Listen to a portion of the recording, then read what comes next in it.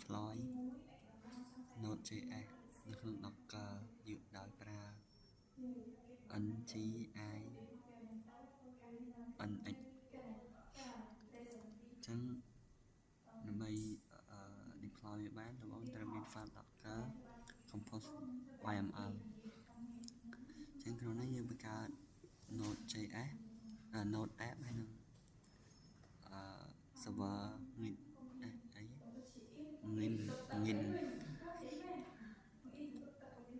អានេះ port ឈ្មោះ container name restart port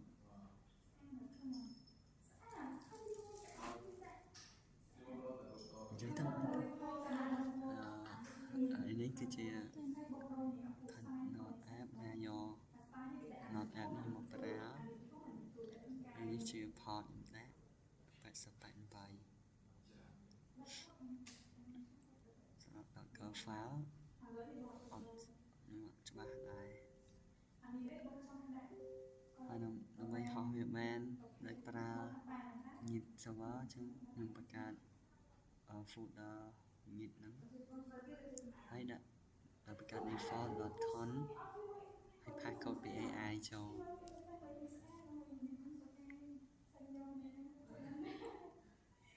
ចឹង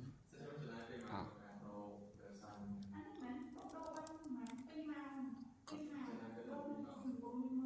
ពីបប Docker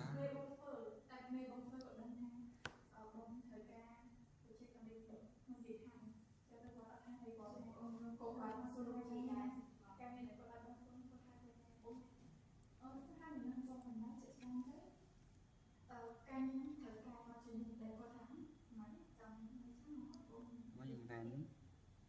ហើយបាទ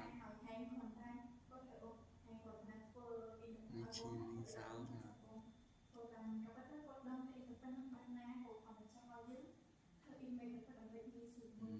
សាប់ដែរគុណតិចឆាសម្រាប់ការទស្សនា